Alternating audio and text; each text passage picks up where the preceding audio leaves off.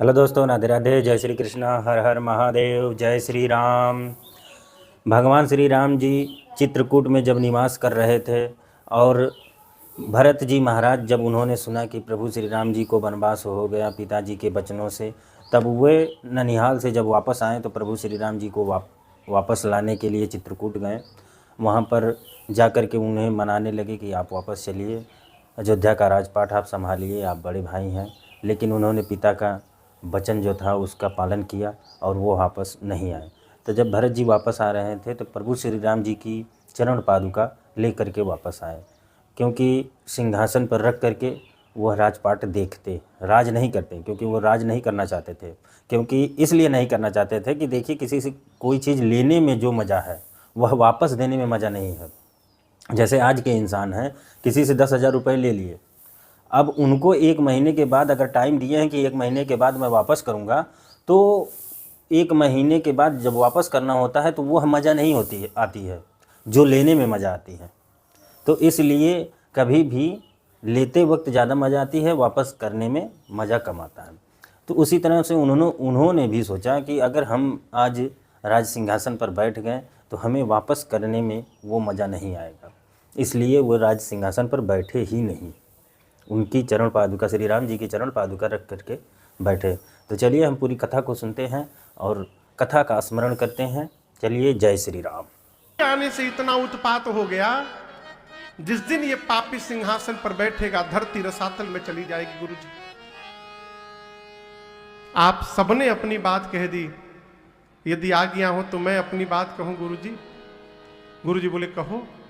भरत जी बोले, एक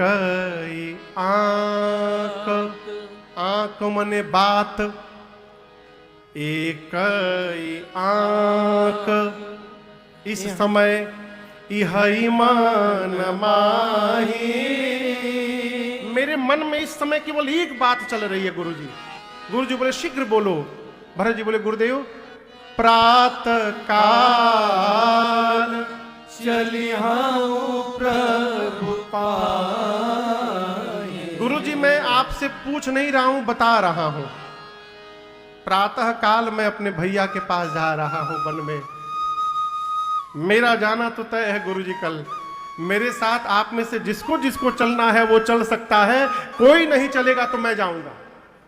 और मैं एक बात बोलूं, मैं जानता हूं कि मैं अपराधी हूं, मेरे कारण मेरे घर में उत्पात हुआ है, लेकिन मुझे एक विश्वास है गुरुजी, मैं जैसे अपने भैया के सामने जाऊंगा ना, और मेरे भैया जैसे अपने इस पापी भाई को देखेंगे, मेरा विश्वास है मेरे सभी अपराधों को क्षमा करके और दौड़कर मेरे भैया मुझे अपने गले लगा लेंगे। गुरुजी, मोहि रघुबीर भरोस, ये मेरा भरोसा है।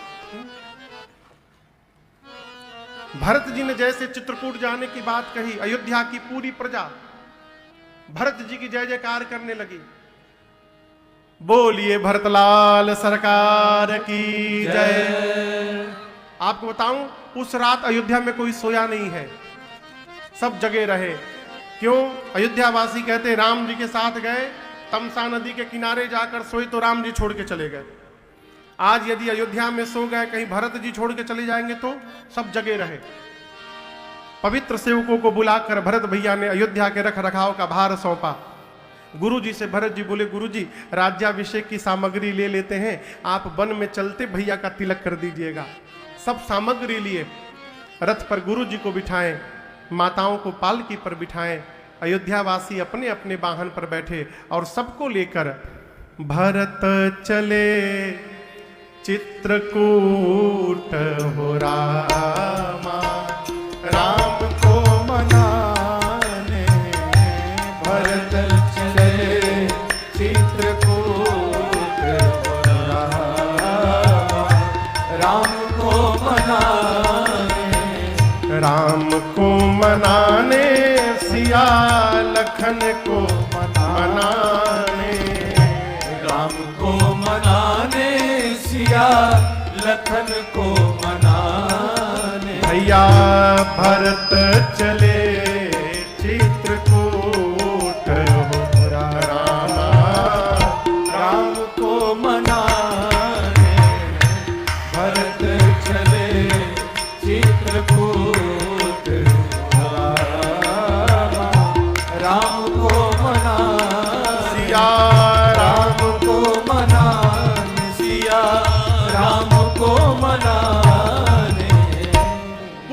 समाज को लेकर भरत भैया चले।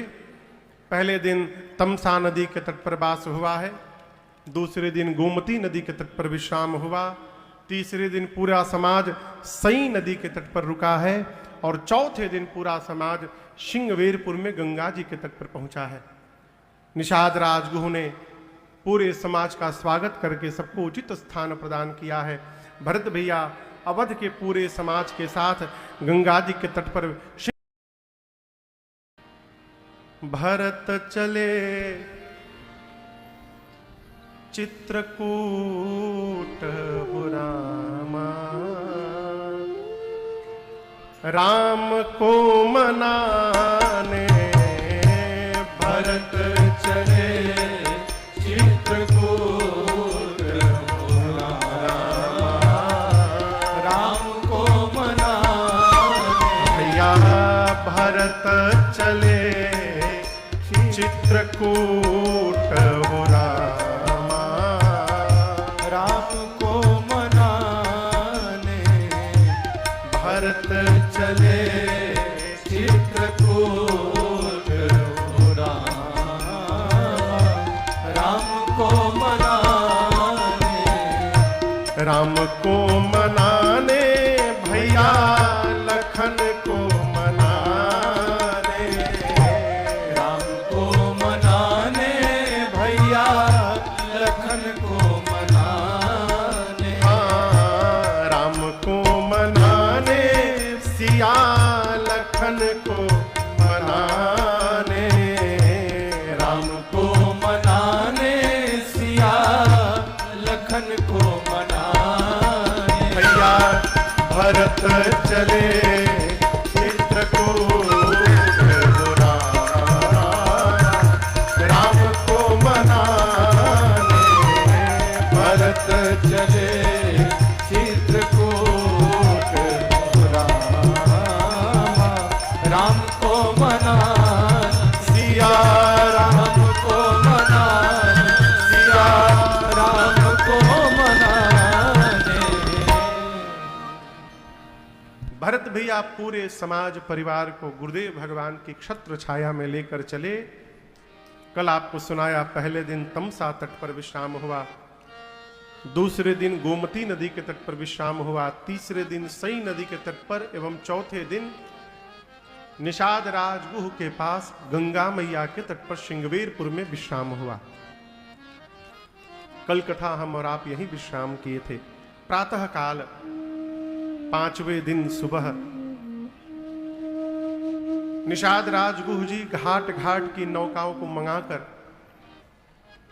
और अयोध्या की पूरी प्रजा को गंगा के उस पार पहुंचाए हैं। आपसे एक निवेदन करूं, भरत जी जब अयोध्या से चले थे ना, तो रथ पर बैठकर नहीं चले थे। गोस्वामी तुलसीदास जी चौपाई लिखते हैं, भरत जी सोचे, चलते समय सोचे, क्या सोचे? बनसिया रामा समुझी मन माही। भरत भैया सोचे कि मेरे स्वामी, मेरे प्रभु, मेरे भैया वन में बैठे हैं और मैं उनसे मिलने जाऊंगा, रथ पर बैठ के जाऊंगा, ये उचित होगा क्या? ऐसा सोचकर भरत जी अकेले नहीं, शत्रुघ्न भैया के साथ सानुज भरत पया देहि जा। भरत भैया पैदल पैदल चलना प्रारंभ की। गुरुजी रथ पर बैठे हैं, माताएं पालकी पर बैठी हैं और माताओं के पालकी के पीछे अयोध्यावासी अपने अपने वाहन पर बैठे थे। और सबको विदा करने के बाद भरत भैया शत्रुघ्न जी के साथ पैदल पैदल चलने लगे। थोड़ी दूर जाने के बाद अवधवासी भरत जी को ढूंढना प्रारंभ किए। भरत जी कहीं दिखाई नहीं दिए हो। जब उनको पता चला कि भरत जी पैदल जा रहे हैं राम जी के पास, तो अयोध्या की पूरी प्रजा अपने वाहन से नीचे उतर गई और पूरी अयोध्या पैदल चलने लगी। मां कौशल्या को पता चला। मां ने आकर भरत जी से कहा, लाला यदि शीघ्र भैया के पास पहुंचना चाहते हो तो रथ पर बैठ जाओ। मां की आज्ञा मानकर भरत जी रथ पर बैठे और वहां से चलकर 3 दिनों में श्रृंगवेरपुर तक भरत जी रथ पर ही बैठकर आए। अब दर्शन करिए।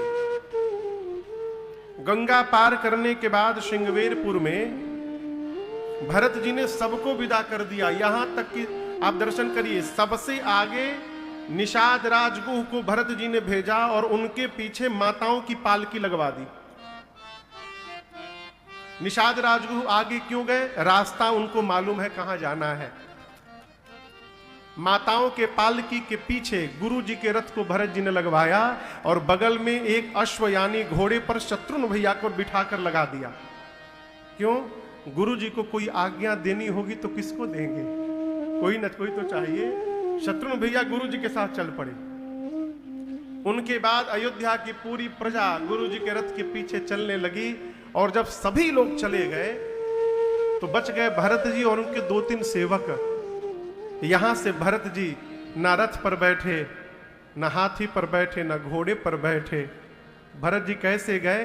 बाबा कहते हैं, गावने भरत पया देहि पाए। भरत जी गंगा तट से अब पैदल पैदल चलना प्रारंभ करते हैं। सेवकों ने कहा, प्रभु नहीं, रथ पर तो अश्व पर बैठ जाइए। भरत जी बोले, देखो मां के कहने पर अयोध्या से चलते समय मैं रथ पर बैठ गया। क्यों बैठ गया? क्योंकि मेरे भैया भी सुमंत जी के साथ अयोध्या से श्रृंगवेरपुर तक रथ पर बैठकर आए थे। लेकिन प्रभु जब गंगा को पार किए होंगे तो यहां से मेरे भैया पैदल पैदल गए होंगे। और मैं एक बात कहूं आप लोगों से, भरत जी कहते हैं, मैं पैदल चल रहा हूं, ये भी अपराध कर रहा हूं। क्यों? मेरे भैया भी पैदल गए हैं, मैं भी पैदल जा रहा हूं। ये तो मैं अपने स्वामी की बराबरी कर रहा हूं, ये अपराध है। यदि मेरे प्रभु यहां से पैदल पैदल गए हैं तो मेरे लिए उचित है यहां से वहां तक सिर भरी जाऊं, उचित असमोरा सब ते सेवक धर्म कठोरा। भरत जी कह रहे हैं कि मेरे लिए उचित है कि मैं अपने सिर पे चल के जाऊं। देखिए, सेवक कहना तो बड़ा सरल है कि हम सेवक हैं, सेवक होना बड़ा कठिन है साहब। मानसकार कहते हैं, हर गिरि ते गरु सेवक धर्मो। हर मने हर का मतलब नहीं मालूम। हर मने भगवान शंकर। भगवान शंकर का एक नाम है हर। हर गिरि, गिरि यानी पर्वत। भगवान शंकर का पर्वत कौन सा पर्वत? कैलाश पर्वत। भरत जी मन में सोचते हैं, हर गिरि ते गरु, गरु मने भारी। भगवान शंकर के पर्वत कैलाश से भी सेवक का धर्म भारी है। सेवक धर्म कितनी महत्ता है। भरत जी वहां से तीर्थराज प्रयाग तक पैदल पैदल आए। पूरे पांव में छाले निकल गए हैं भरत जी के। बाबा कहते हैं कि झलका झलकत पायन कैसे, झलका झलकत पायन कैसे, पंकज कोश हो सकन जैसे, पंकज कोश हो सकन जैसे, भरत पया देहि आए आजू। भरत पया देहि आए आजू, भयउ दुखित सुनि सकल समाजू। भयउ दुखित सुनि सकल समाजू, भयउ दुखित सुनि सकल समाजू, भयउ सकल समाजू। भरत जी के पूरे पांव में छाले फर गए हैं। ठंड का समय आ गया है ना, धीरे धीरे ठंड का प्रभाव बढ़ रहा है। देखिएगा ठंड के समय में प्रातःकाल घास के नोक पर ओस की बूंदें चमकती हैं, मोती जैसे। कमल के पंखुड़ियों के नोक पर ओस की बूंदें चमकती हैं। उसी प्रकार भरत जी के पांव में छाले चमक रहे हैं। मां कौशल्या ने जब पांव को देखा भरत भैया के, तो पूछा, भरत जी बहुत पीड़ा है ना पांव में? भरत जी कहे, मां पांव के छालों को तो आप देख रही हो, जो छाला भरत के हृदय पर निकला है वो मेरे भैया को छोड़कर किसी को दिखाई नहीं पड़ेगा मैया। उसी स्थिति में भरत जी ने सबकी खबर ली। खबर लीन है, सब लोग नहाए। पता चला सारी प्रजा, पूरी प्रजा स्नान कर चुकी है प्रयाग में। गुरु आज्ञा लेकर भरत जी स्वयं स्नान करते हैं। तीर्थ में पिताजी के निमित्त जो व्यवहार करना था गुरु आज्ञा से भरत भैया ने पूर्ण किया। और उसके बाद थोड़ा आज्ञा लेकर गुरु जी से त्रिवेणी संगम पर एकांत में भरत जाके खड़े हो गए। एकांत में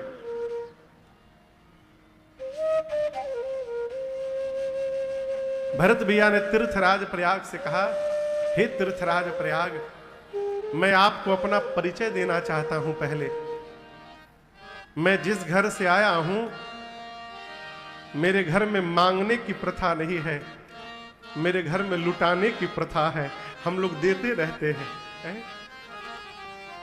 भरत जी कहते, मैं क्षत्रिय हूं, क्षत्रिय का धर्म देना है, मांगना लेना ब्राह्मण का धर्म है।